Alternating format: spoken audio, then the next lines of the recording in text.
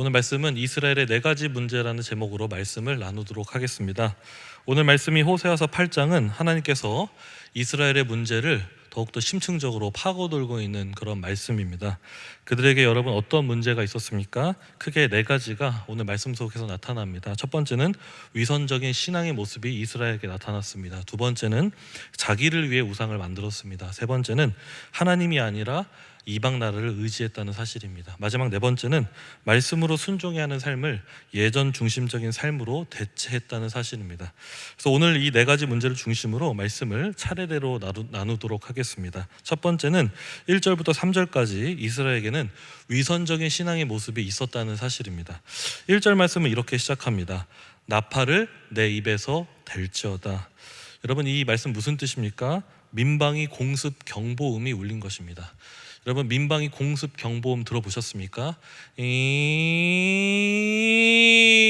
민방위 공습 경보음입니다. 그래서 여러분, 이 민방위 공습 경보음은 적군의 침입이 일어났을 때, 포탄이 떨어졌을 때, 또 우리나라에서는 이 사이렌 소리와 함께 이런 경보음이 울리게 되어 있습니다. 그때 시민들은 일사불란하게 경각심을 가지고 숨어야 하고요. 군대들은 전투태세를 갖추거나 또 반격하거나 대비하고 있어야 합니다. 이와 마찬가지로 하나님께서 이스라엘에게 나팔을 입에 대라라고 말씀했던 것은 민방위 사이렌을 울리라는 뜻입니다. 그러니까 좋은 게 아니죠. 그러니까 여러분, 왜 하나님께서는 이 나팔을 입에 대라고 하셨을까요? 1절 하반절에 그 이유가 나타납니다. 이는 왜냐하면이라는 뜻이죠. 왜냐하면 그들이 하나님과의 언약을 어겼기 때문이라는 겁니다. 그들이 율법을 범했기 때문이라는 것이죠. 그래서 다른 나라를 통해 하나님께서는 심판을 받을 것을, 공격할 것을 말씀하셨던 것입니다. 그래서 1절에 다시 보시면 원수가 이 독수리처럼 여호와의 집에 덮치리라고 말씀하고 있는데요, 이것은 신명기 28장 49절의 말씀을 떠올리게 하는 것 같습니다. 함께 신명기 28장 49절을 함께 읽어볼까요? 시작. 곧 여호와께서 멀리 땅 끝에서 한 민족을 독수리가 날아오르는 것 같이 너를 치러 오게 하시리니 이는 내가 그 언어를 알지 못하는 민족이요. 여러분, 이스라엘에게는요, 이 독수리에 대해서는 크게 두 가지 상반된 의미가 있습니다. 그래서 하나는 여러분이 다 아시는 대로 우리 주님께서 출애굽기 17장에 보면 독수리 날개로 업어 이스라엘을 인도했다, 이런 표현이 있지 않습니까?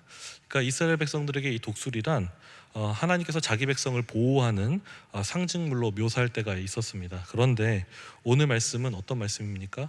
부정적인 의미의 독수리입니다.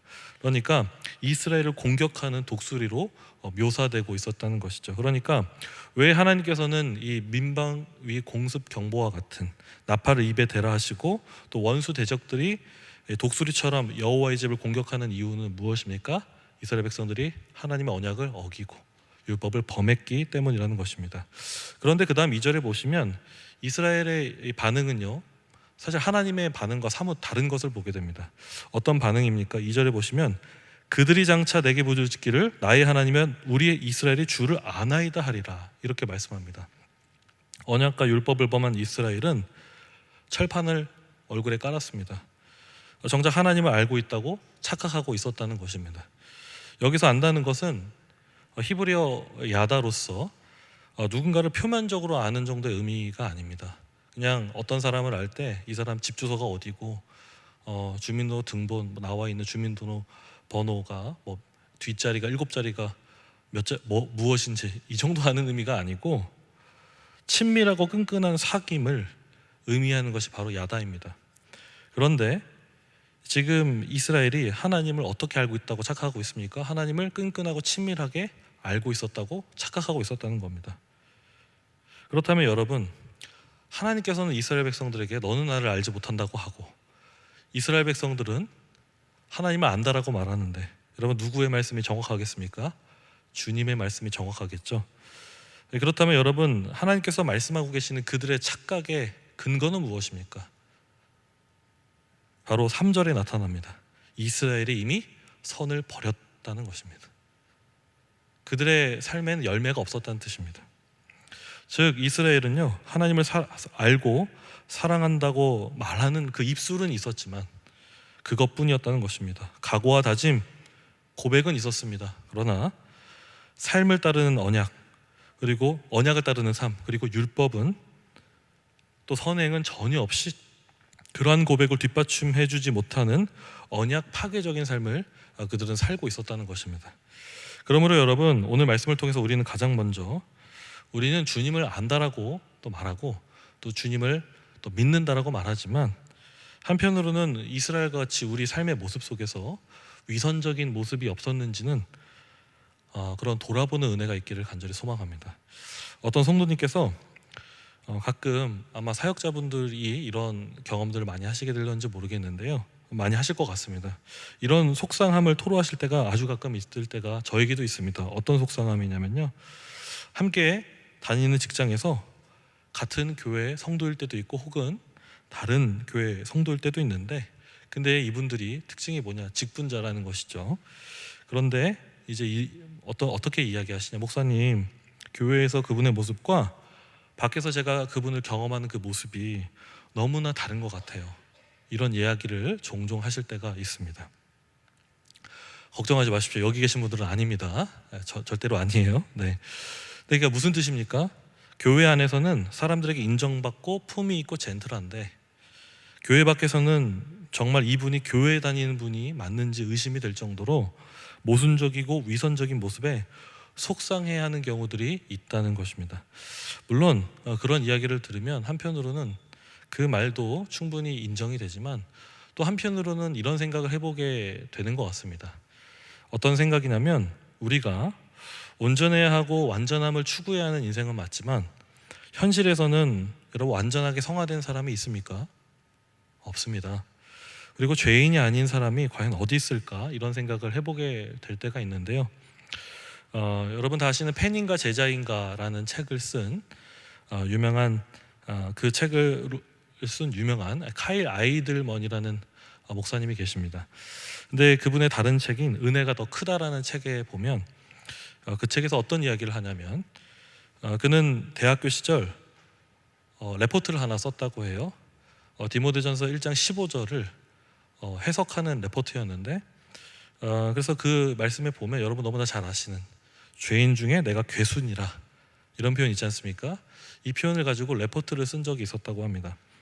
그래서 이 아이들만은 어떻게 이것을 해석했냐면 사도 바울이 많은 그리스도인들을 예수 믿기 전에 박해했었기 때문에 그래서 자기를 죄인 중에 괴수라고 묘사했다 라고 해서 그렇게 레포트를 써서 제출했다고 합니다.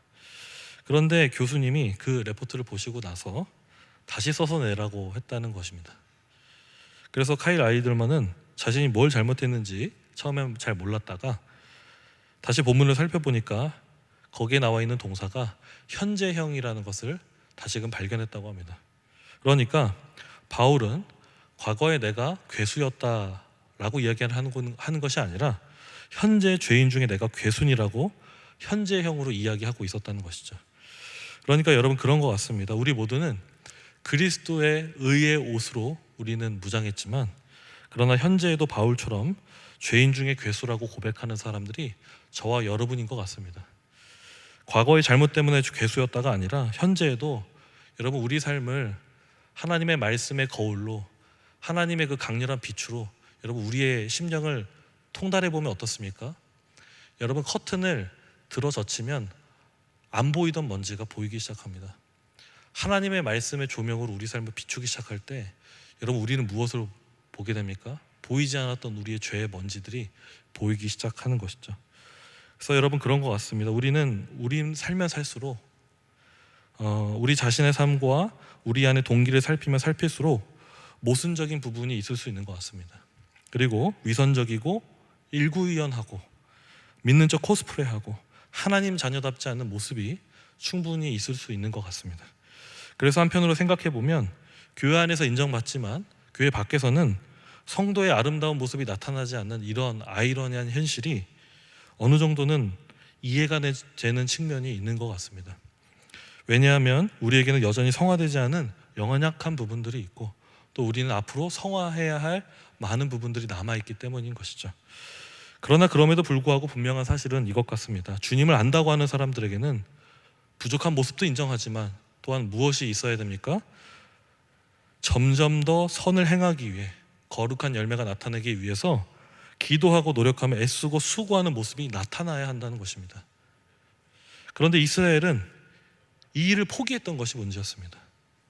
하나님을 안다고 말하고 거룩한 각오와 다짐은 있었지만 무엇이 없었습니까? 선을 버렸다고 합니다. 그들은 선한 행실을 일으키기 위해 노력하지 않았다는 것입니다. 그래서 자신의 욕망을 채우고 자신의 안전을 위해서는 하나님을 찾았는지는 모르지만 하나님께서 정작 그들에게 요구하신 거룩한 선행과 율법을 따르는 순종을 위해서는 손을 놓아버렸다는 것이 이스라엘이었다는 것입니다. 그러므로 여러분, 저는 오늘 말씀을 통해서 우리는 아직도 부족하지만 성화하는 중이고, 그리고 또 성화를 위해서 노력해야 하는 성도인 줄 알고서 정말 하나님의 말씀을 따라 선을 행하기 위해서 고민하고 애쓰며 수고하며 노력하는 일을 포기하지 않는 그런 우리가 되어지기를 간절히 소망합니다. 그래서 저는 믿지 않는 것이 있습니다. 성화가 없다는 말입니다. 변하지 않는다는 말입니다. 여러분, 변하지 않으면 성령은 없는 것입니다. 성령이 변화시키지 않을 사람이 어디 있겠습니까? 성령은 누구나 변화시킬 수 있음을 믿습니다. 그래서 여러분, 우리가 믿는 기독교의 진리, 우리 삶의 현실을 바라다 보면 내 자신의 모습을 봐도 그렇고 다른 사람의 모습을 봐도 그렇고 변하지 않는 것처럼 보일 수 있지만, 그러나 말씀은 진리이고 그분은 우리에게 정확하게 말씀하셨습니다. 우리는 점점 더 변화할 수 있다고 말이죠. 그러므로 여러분, 우리가 선을 포기하지 않고 거룩한 열매를 맺기 위해 끊임없이 부단히 노력하는 저와 여러분 되기를 간절히 소망합니다. 그 다음 두 번째 4절부터 7절까지 이스라엘은 자기를 위해 우상을 만들었다는 사실입니다. 4절을 함께 읽어보겠습니다. 시작. 그들이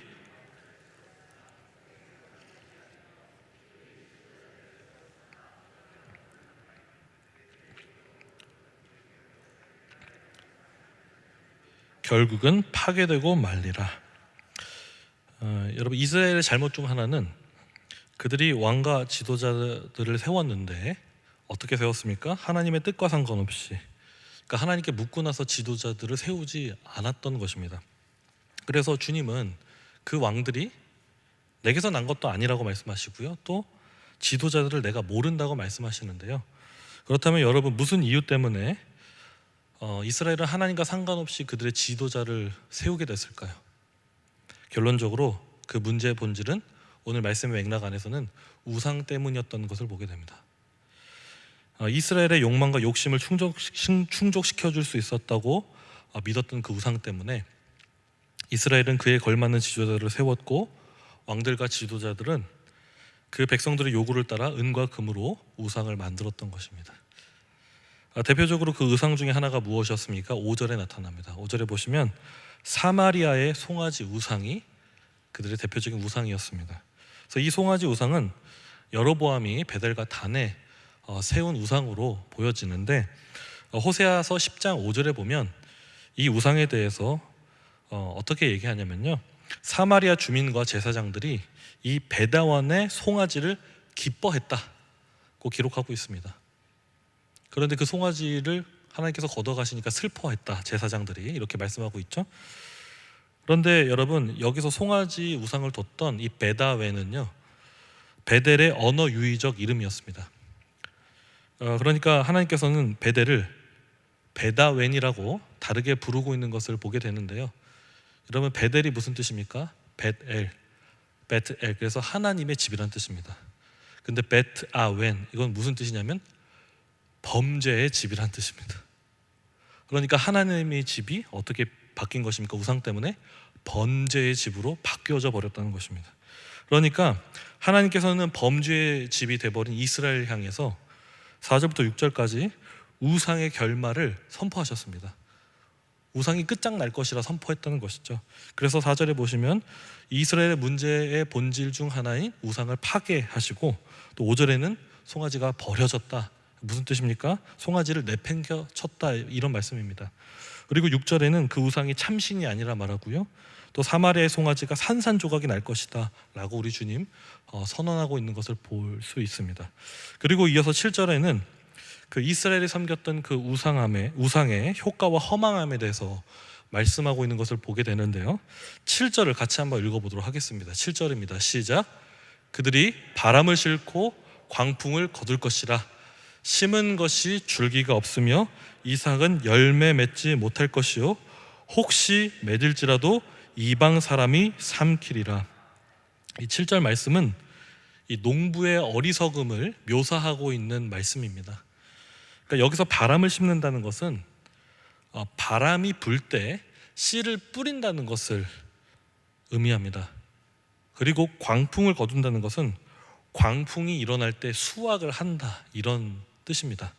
그러니까 여러분, 바람이 불 때 씨를 뿌리면 어떻게 됩니까? 씨가 잘 그 땅에 뿌려지겠습니까? 그렇지 않습니다. 씨가 다 흩날리겠죠. 그러면 당연히 거둬들이는 곡식이 많이 부족할 것입니다. 그런데다가 여러분, 광풍이 일어날 때 수확을 한다고 합니다. 이미 없는 그 열매인데 여러분, 광풍이 일어날 때 수확을 하면 어떻게 됩니까? 그 있는 그 열매마저도 다 날아가 버리게 되는 것이죠. 그러니까 이 비유는 어떤 뜻입니까? 이스라엘이 의지하고 있는 그 우상 종교의 허망함과 관련한 말씀입니다. 그래서 마치 그들이 우상을 믿고 사는 것은 무엇과 같냐? 바로 바람이 심하게 부는 날 씨를 뿌리는 것 같고, 또 광풍이 일어날 때 추수하는 어리석은 농부와 같아서 그들에게 결과적으로 수확하는 진짜 열매가 없다는 것입니다. 그런데 이 7절 하반절은 또 뭐라 말합니까? 혹시 맺을지라도 이방 사람이 삼키리라. 그러니까 조금 혹여나 남겨지는 것이 있어도 하나님께서 이방 민족을 통해서 다 빼앗아 버리겠다라고 말씀하셨다는 것이죠. 그러므로 여러분, 여기서 우리는 두 가지를 기억했으면 좋겠습니다. 한 가지는 하나님이 아닌 우리 욕망이 자아낸 거짓된 우상들이 있습니다. 그런데 그것들은 하나님께서 언젠가 꼭 파괴하신다는 것입니다. 그리고 또 한 가지는 우상을 추구하는 그 삶의 그 결국에는 참된 열매가 일어날 수 없습니다. 허망함만이 남다는 것을 기억하셔서 항상 하나님만을 의지하는 우리 모두가 되어지기를 간절히 소망합니다. 그 다음 세 번째 8절부터 10절까지는 이스라엘은 하나님이 아니라 이방 나라를 의지했다는 사실이 문제였습니다. 여기서는 크게 세 가지 비유가 나타나는데요. 첫 번째는 이스라엘은 깨진 그릇과 같았다는 겁니다. 8절에 보시면 이스라엘은 이미 삼켜졌다고 합니다.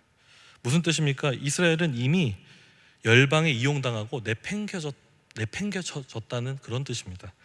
그리고 그 다음 말씀해 보시면 여러 나라 가운데 즐겨 쓰지 않는 그릇과 같다고 하는데, 여기서 즐겨 쓰지 않는 그릇이란 깨진 그릇을 말합니다. 깨졌기 때문에 그릇을 사용할 수가 없는 것이죠. 왜 이스라엘이 깨진 그릇이 되었습니까? 여러분, 하나님께서 원래 이스라엘을 부르신 그 소명, 그 부르심은 깨진 그릇으로 사용하기 위해서 부르신 것이 아닙니다. 세상의 소금과 세상의 빛과 같은 역할, 그래서 이 세상의 거룩한 그 선교적인 사명을 가지고 정말 아름다운 그 거룩한 빛을 그들의 삶을 통하여서, 그래서 다른 이방 민족들이 주님을 믿도록 이스라엘 부른 것이 그들의 목적 가운데 하나였습니다. 그렇지 않습니까? 여러분, 왜 하나님께서 이스라엘 백성에게 율법을 주셨겠습니까?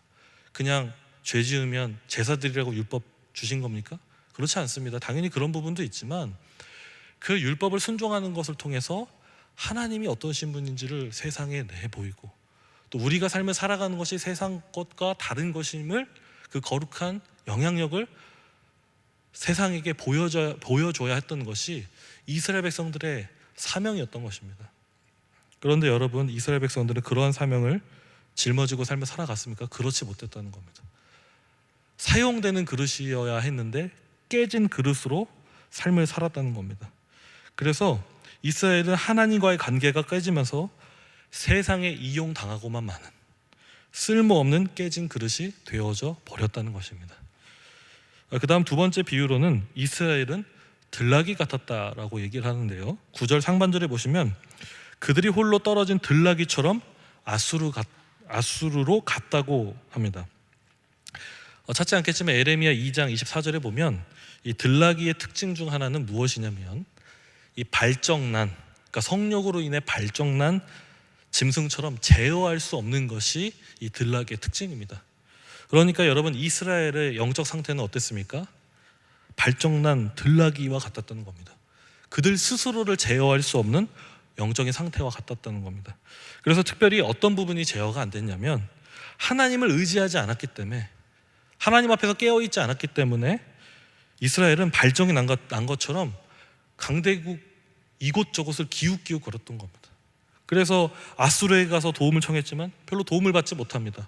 그리고 또 여러 강대국들에게 도움을 구했지만 이스라엘은 발정난 들나귀처럼 기웃기웃만 거리다가 한결같이 거부당하고 홀로 떠도는 들나귀 신세가 되어져 버린 것입니다.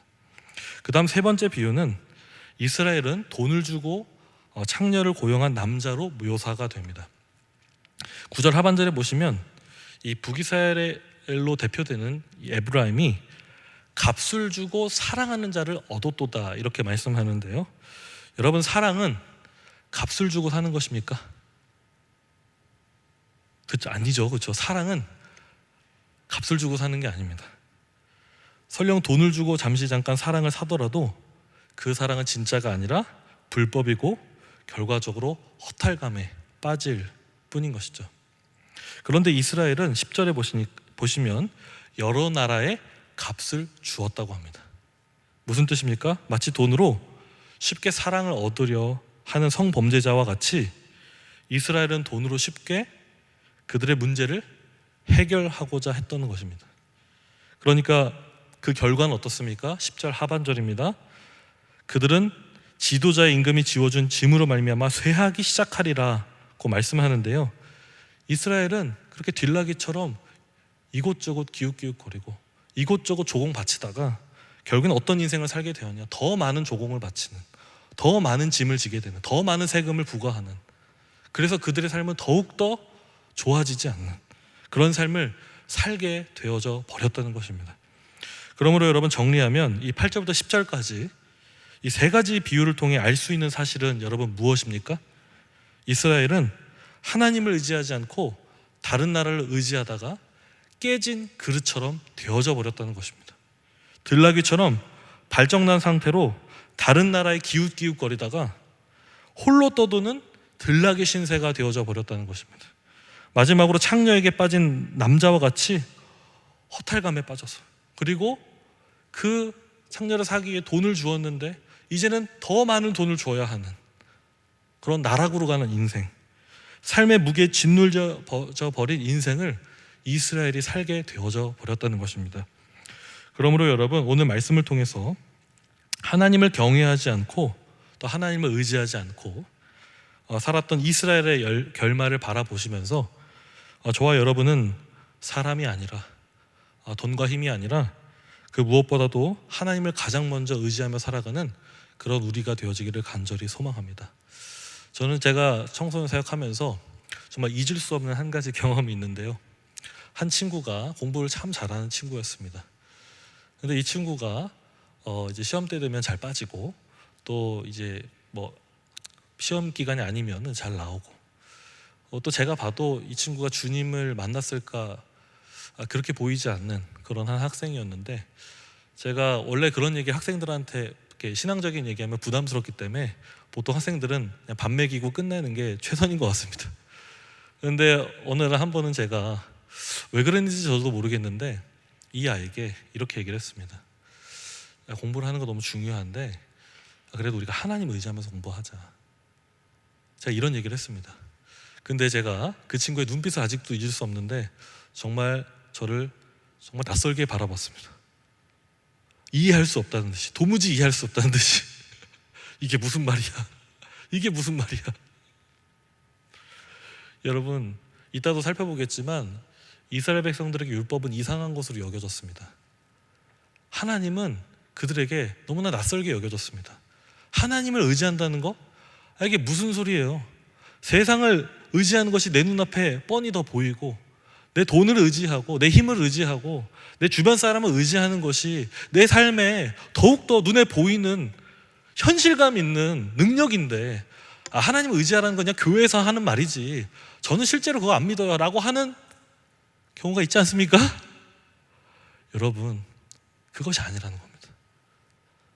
우리 모두는 진실로 하나님을 의지하며 최우선적으로 의지하며 살아가는 그런 귀한 모두가 되어지기를 간절히 소망합니다.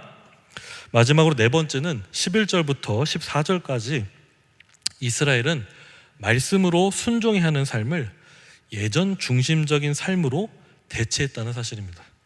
11절을 함께 읽겠습니다. 시작. 에브라임은 죄를 위하여 제단을 많이 만들더니 그 제단이 그에게 범죄하는 것이 되었도다. 하나님께서는 11절부터 14절까지 이스라엘 신앙생활에 대해서 세 가지를 문제 삼습니다. 우선 방금 읽은 11절은 어떤 문제를 말씀합니까? 하나님께 죄 용서를 구하기 위해 세운 제단의 수가 늘어났는데, 여러분, 제단의 수가 늘어나면 좋은 것처럼 보이지 않습니까? 마치 교회가 늘어나면 좋아 보이는 것처럼 이스라엘 백성들의 이 제단의 수는 늘어났습니다. 그런데 문제가 무엇입니까? 이스라엘의 범죄가 더욱더 늘어났다는 사실입니다. 여러분, 어떻게 하면 제단이 늘어나는데 범죄 또한 늘어날 수 있게 될까요? 저는 이렇게 생각합니다. 값싼 은혜를 도매급으로 팔면 이런 은혜가 일어날 수 있는 것입니다. 오늘날에도 이런 문제는 여전히 있다고 할 수 있을 것 같은데요. 예를 들면 여러분, 성도의 수가 늘어나면, 여러분 이론적으로 볼 때 교회가 늘어나고 성도의 수가 늘어나면 여러분 세상은 어떻게 돼야 됩니까? 더 거룩해져야 되는 게 이론적으로 맞지 않습니까? 그렇죠? 그리고 또 경건해지고 또 살기 좋고 안전한 곳이 되어야 합니다. 믿음의 수가 증가하면 거룩의 능력이 더욱더 나타나고 하나님의 능력이 더욱더 나타나기 때문에 세상은, 그리스도인들이 세상의 소금과 빛의 역할을 감당하기 때문에 세상을 아름답게 변화할 수밖에 없는 것이 이론적으로 맞는 것이죠. 그런데 여러분, 현실은 어떻습니까? 그렇게 믿고 싶지만 또 우리는 그걸 믿지만 우리가 살아가는 현실은 꼭 그렇지만은 않다는 것입니다. 왜 그렇습니까? 여러 가지 원인이 있겠지만 그리스도의 복음을 싸구려 은혜로 변질시키면 여러분, 그런 일이 일어날 수 있는 것입니다.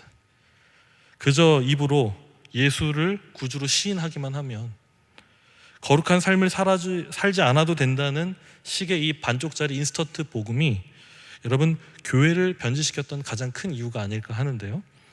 그런데 여러분, 오늘 말씀 1절을 다시 보시면 우리 주님이 이스라엘 백성들이 율법을 범했다고 하지 않습니까? 근데 여러분, 사실 그리스도인들에게 율법은 어떤 것입니까? 성경이 말하는 율법은 무엇입니까? 이 칼빈이 기독교 강요에서 율법에 대해서 세 가지 관점을 얘기했습니다. 율법이란 뭐냐? 첫 번째, 율법은 내 죄를 깨닫게 하는 율법입니다. 로마서 말씀에 보면 율법은 여러분, 우리로 하여금 죄와 사망을 일으키게 하는 법입니다. 그래서 우리로 하여금 그 하나님 율법을 보면 우리가 비참한 죄인이라는 것을 깨닫게 되는 것이죠. 그것이 율법의 첫 번째 기능입니다. 근데 율법의 두 번째 기능은 무엇입니까? 그것으로 율법은 끝나지 않습니다. 율법의 역할은 거기까지지만 동시에 무엇을 바라보게 하냐? 우리는 죄인으로 우린 구원받을 수가 없습니다. 그러니까 율법이 하는 그 다음 역할이 뭐냐? 그리스도를 바라보게 한다는 것입니다. 우리의 참된 구원자, 우리를 살릴, 우리를 부활시킬, 우리를 영적으로 다시 살게 할 그리스도를 바라보게 하는 것이 율법의 두 번째 기능이라는 것이죠. 그리고 나서 세 번째, 칼빈이 말하는 율법의 세 번째 기능은 무엇이냐? 그 그리스도 안에 있는, 은혜 안에 있는 성도들은 다시 그 율법으로 말미암아 거룩한 삶을 살아가게 한다. 율법은 그것을 하게 한다라고 얘기를 합니다. 그러니까 여러분, 참된 그리스도인들에게 죄 용서와 회개는 어떤 것입니까? 죄책감을 씻어주는 정도의 면죄부가 아닌 것입니다. 은혜를 주신 하나님께로 우리 삶을 돌이켜서 거룩한 삶을 살도록 하게 하는 것이 은혜의 복음의 결말이라는 것입니다. 그래서 하나님께서 만달란트 비유를 통해서 어떤 말씀하셨습니까? 100데나리온의 그 빚을 진 사람을 용서하지 않는 사람을 책망하시지 않습니까? 왜 그렇습니까? 은혜를 받은 우리는 그 복음을 알기 때문에 거룩한 삶을 살 수밖에 없다는 것으로 주님이 말씀하고 있는 것이죠. 그런데 여러분, 이스라엘에게 율법은 무엇이었습니까? 제단은 무엇이었습니까? 그저 거룩한 부담감을 주는 것이었습니다. 그래서 부담감만 있으면, 거룩한 부담감만 있으면 이 거룩한 부담감이 우리를 속이는 게 무엇입니까? 그래도 내가 영적으로 살아있구나. 삶은 거룩하게 변하지 않았는데 그래도 내가 살아있구나. 그래도 나는 회개하는 인간이잖아. 그런데 전혀 율법에 대한 순종이 없이 제단에 드린 제물로 모든 것을 퉁치는 인생이 바로 이스라엘의 삶이었다는 것입니다. 그리고 그 다음 12절에서는 여러분, 이스라엘의 문제가 무엇이었습니까? 하나님께서 율법을 10,000가지로 기록하였는데 그들이 이상한 것으로 여겼다고 합니다. 여러분, 율법이 10,000가지입니까? 율법은 사실 세보면 10,000가지가 아닙니다. 그런데 왜 10,000가지라고 기록하고 있을까요? 이것은 과장법일 수도 있지만 실제로 율법이 10,000가지일 수 있는 까닭은, 저는 어떻게 생각하냐면 율법을 적용하는 삶 때문에 율법이 10,000가지 이상이 될 수 있다고 저는 믿습니다. 그러니까 성경에 나타난 하나님의 말씀들은 많은 경우 어떠한 말씀입니까? 아웃라인과 같은 말씀입니다. 우리 삶의 모든 디테일을 코칭하는 그런 말씀이기보다는 우리가 추구하는 영적인 삶의 원리와 법을 안내하는 것이 성경 말씀이죠. 그래서 십계명만 보아도 그 말씀을 잘 따라 보면 어떻습니까? 크게 말씀하시잖아요. 크게. 그런데 여러분, 그렇게 크게 던져주신 그 하나님 말씀을 짊어지고 사는 우리들은 여러분, 어떻게 해서 그 말씀을 현실감 있게 살아갑니까? 머리로만 그 말씀을 이해하고 살아가는 게 아니라 그 말씀을 우리가 알아서 우리 삶에 구체적으로 적용시키며 살아가는 것이 바로 그리스도인들의 삶인 것이죠.